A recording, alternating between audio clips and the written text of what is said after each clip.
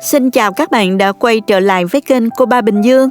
Thịt kho tiêu là món ăn dân dã, dễ ăn nhờ mùi thơm nồng của tiêu.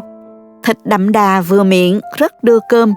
Hôm nay mình chia sẻ cách kho đơn giản nhất để bạn nào chưa từng nấu ăn vẫn có thể kho được một nồi thịt ngon lành. Món ăn này ăn với cơm hay cháo trắng đều hợp và ngon. Nào mình cùng nhau vào bếp để thực hiện món ăn nha các bạn. Hôm nay thì mình dùng 400g thịt ba rọi. Gia vị thơm thì gồm có hành tím, tỏi băm. Bạn ăn cay được thì có thể thêm ớt ha. Thêm một chút đầu hành lá cắt khúc và hành cắt nhỏ. Phần nguyên liệu và liều lượng cụ thể mình có để ở bên dưới phần mô tả của video. Với thịt kho tiêu thì các bạn nên chọn thịt ba rọi là ngon nhất vì có mỡ và nạc xen kẽ với nhau. Khi kho lên thì có độ béo vừa phải, không bị khô, ăn rất là hấp dẫn. Ngoài ra các bạn có thể dùng thịt nạc vai có mỡ xen kẽ, kho tiêu cũng ngon lắm.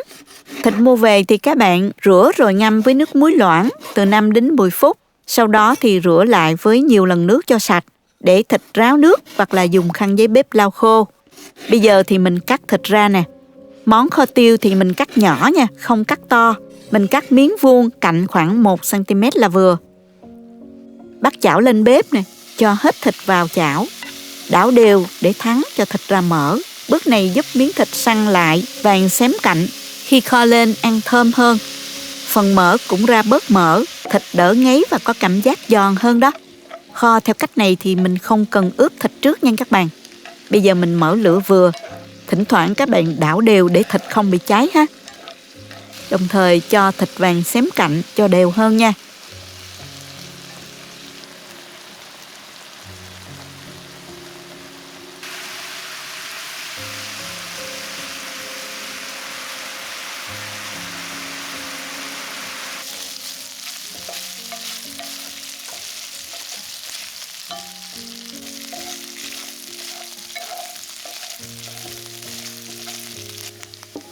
Khi thấy thịt ra mỡ, miếng thịt vàng xém cạnh như thế này thì mình tắt bếp. Gấp thịt ra một cái nồi để lát nữa mình kho ha. Phần mỡ còn lại trong chảo đó, nếu nhiều quá thì các bạn có thể múc bớt ra. Chừa lại khoảng 1 muỗng canh mỡ trong chảo là được. Mở lửa cho mỡ nóng lên và mình cho vào đây nửa muỗng cà phê hành tím băm và 1 muỗng cà phê tỏi băm phi lên cho thơm. Khi dậy mùi thơm thì mình cho gia vị vào, gồm có 1 muỗng canh rưỡi nước mắm, 2 muỗng cà phê đường, 1 muỗng cà phê nước màu đường, 500ml nước và 100ml nước dừa.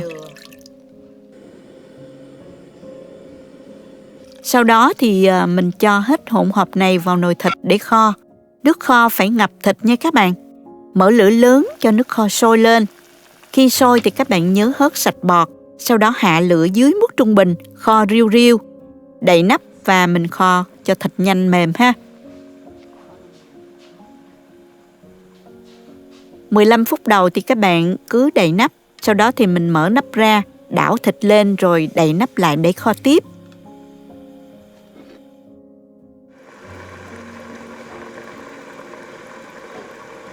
Bây giờ thì mình mở nắp ra và hạ lửa thật nhỏ, không đậy nắp nữa nha. Kho thêm từ 10 đến 15 phút nữa cho thịt lên màu đẹp và mềm thêm ha. Khi thấy nước kho rút lại bớt, thịt đã mềm rồi thì mình riu lửa thêm 5 phút nữa cho nước kho sánh lại. Vì là kho tiêu nên mình không cần quá nhiều nước đâu nha. Kho riu cho nước kho sánh kẹo lại là được. Lúc này các bạn có thể điều chỉnh gia vị chút xíu theo khẩu vị gia đình ha. Như nhà mình thì ăn nhạt, mình thấy như vậy là vừa rồi. Khi nước kho sánh kẹo như ý thì mình tắt bếp. Rắc tiêu nhiều một chút cho thơm nha. Cuối cùng thì mình thêm một chút hành lá cho dậy mùi. Vậy là thịt kho tiêu của mình đã hoàn thành rồi đó. Miếng thịt thơm, bóng bẩy, màu nâu đỏ bắt mắt, vị mặn ngọt vừa phải, không quá mặn. Món này ăn với cơm, cháo trắng hoặc là ăn với xôi đều hợp và ngon. Các bạn thấy kho đơn giản không nè? Dù không ướp nhưng thịt vẫn thấm ngon. Cách kho này rất dễ. Bạn nào chưa từng nấu ăn vẫn có thể kho được một nồi thịt kho tiêu ngon lành. Chúc các bạn có những bữa cơm gia đình thật ngon miệng. Xin chào tạm biệt và hẹn gặp lại các bạn trong video kỳ tới. Cảm ơn các bạn đã theo dõi video. Nếu thích cách mình chia sẻ, nhớ gửi cho bạn bè cùng xem, bấm like và đăng ký kênh để xem nhiều món ăn mới của mình. Các bạn cũng có thể truy cập website cobabình dương.com để xem công thức nấu ăn dưới dạng bài viết.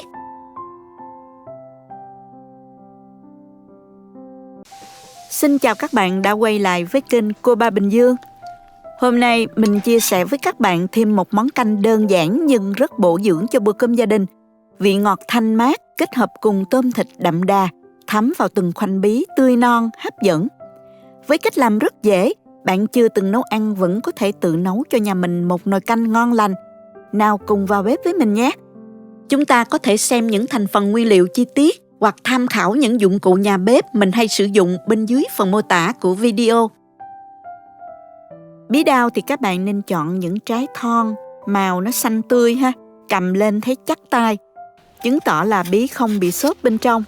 Và một đặc điểm nữa là cái phần lông tơ nó vẫn còn bên ngoài nha các bạn. Bí tươi mới á, thì mình nấu canh mới ngon ha. Bây giờ mình bào vỏ và rửa sạch bí. Sau đó thì mình cắt từng đoạn hơi dày một chút, khoảng từng 4 đến 5 cm là vừa. Không cắt mỏng quá nha các bạn. Vì khoanh bí mỏng thì khi nhồi thịt hầm á, nó sẽ dễ bung nhân ra bên ngoài lắm. Cắt xong thì mình dùng cán muỗng để lấy ruột bí ra ha. Các bạn có thể dùng dao nhỏ cũng được, nhưng mình thấy dùng cán muỗng dễ làm lắm. Mình ấn cán muỗng vào phần ruột rồi mình xoay một vòng là lấy được ruột bí ra, rất là gọn. Lưu ý là mình chỉ lấy phần ruột vừa đủ để nhồi thôi nha. Các bạn đừng có khoét vành tròn quá lớn ha, lúc nhồi thì nó cũng dễ bung nhân ra lắm.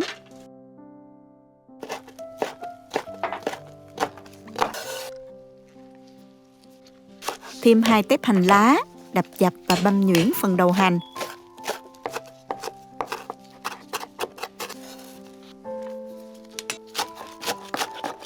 Còn phần lá hành thì các bạn xắt nhỏ ra.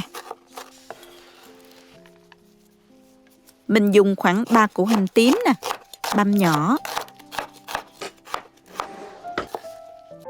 Tỏi thì mình dùng từ 2 đến 3 tép, mình cũng băm nhỏ luôn. Bây giờ mình cho vào chảo 1 muỗng canh dầu ăn. Dầu nóng thì mình cho hành tím nè, khoảng 1 muỗng canh và 1 muỗng cà phê tỏi băm vào phi lên cho thơm. Không cần phi vàng đâu nha các bạn. Chỉ cần nó săn lại và dậy mùi thơm là được rồi. Mình tắt bếp. Và bây giờ thì mình sẽ ướp cái phần nhân này với 200 g thịt xay. Mình chọn loại thịt là có khoảng 30% mỡ để khi hầm á, phần nhân sẽ béo và không bị khô nha các bạn. Và mình dùng thêm là 150 g tôm xay. Bây giờ mình sẽ ướp gia vị vào đây gồm có 1 muỗng cà phê bột nêm, 2 muỗng cà phê đường, 1/3 muỗng cà phê bột ngọt, nửa muỗng cà phê tiêu, 2 muỗng cà phê nước mắm. Và mình cho luôn phần hành tím và tỏi phi lúc nãy vào luôn. Hành lá sắc nhỏ và một phần gốc hành băm nhuyễn mình cũng cho vô luôn ha. Đeo bao tay vào rồi mình nhồi trộn thật là đều nha các bạn. Mình nhồi trộn đều và mình sẽ quết cho cái phần nhân này thiệt là dẻo ha.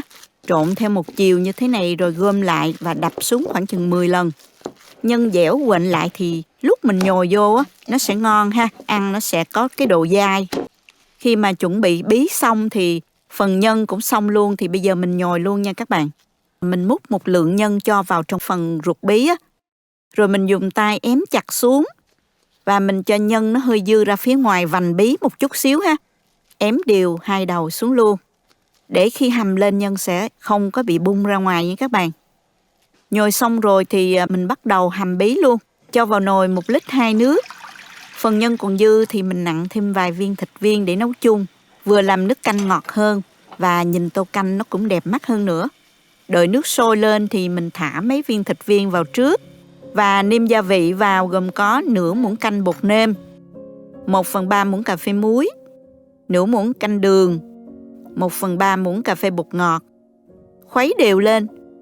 Mình nêm tạm trước như vậy ha. Đợi nước sôi trở lại rồi mình cho hết phần bí đã nhồi thịt vào luôn nè. Để lửa vừa cho nồi canh sôi và cho bí chín mềm. Khi nước sôi mạnh, nếu có bọt thì các bạn nhớ là hớt bọt để nước canh được trong nha. Mình hầm khoảng 20 phút. Tới khi thấy bí mềm rồi, phần thịt cũng đã chín mềm rồi thì bây giờ mình nêm gia vị cho vừa ăn ha. Mình nêm thêm vào đây 1 muỗng cà phê bột nêm. Mình nếm lại thấy vừa ăn rồi thì tắt bếp luôn. Các bạn có thể điều chỉnh theo khẩu vị gia đình ha. Bây giờ thì mình cho vào nồi nè, hành lá và rắc thêm một chút xíu tiêu cho dậy mùi thơm nữa là được rồi. Vậy là nồi canh bí đao nhồi thịt hầm của mình đã xong rồi đó các bạn. Bây giờ thì mình múc canh ra tô và dùng cơm thôi các bạn ơi. Nhìn nước canh trong vắt nè, vị ngọt ngào thanh nhẹ, khoanh bí chín mềm, mọng nước, thịt tôm thấm sâu vào vỏ bí nên ăn rất là đậm đà. Bí mềm nhưng không nhũn, vẫn còn giòn nhẹ nên ăn rất là thích. Kết hợp với phần nhân bên trong mềm ngọt, thơm lắm, có thể ăn nhiều mà không bị ngán luôn nha. Bí đao có tính thanh mát, giúp thanh nhiệt, tiêu độc. Húp một muỗng canh nóng hổi thấy nhẹ nhõm, thoải mái lắm luôn các bạn. Mùi bí thoang thoảng hòa với mùi tiêu cay cay và hành lá thơm nữa. Đơn giản mà ngon nha. Tô canh ngon còn nằm ở cách trình bày nữa đó. Những khoanh bí xanh mướt, ở giữa là khối thịt tròn trịa, điểm thêm vài miếng hành xanh bên trên. Nhìn ấm cúng và bừa mắt lắm các bạn. Canh bí đao có thể kết hợp cùng với những món mặn trong bữa cơm hàng ngày như là cá kho, thịt kho, tôm rim mặn. Các món xào đều hợp và ngon. Với cách nấu đơn giản này, bạn nào chưa từng vào bếp vẫn có thể nấu được một nồi canh bí nhồi thịt thiệt ngon cho cả nhà mình. Cảm ơn các bạn đã xem hết video.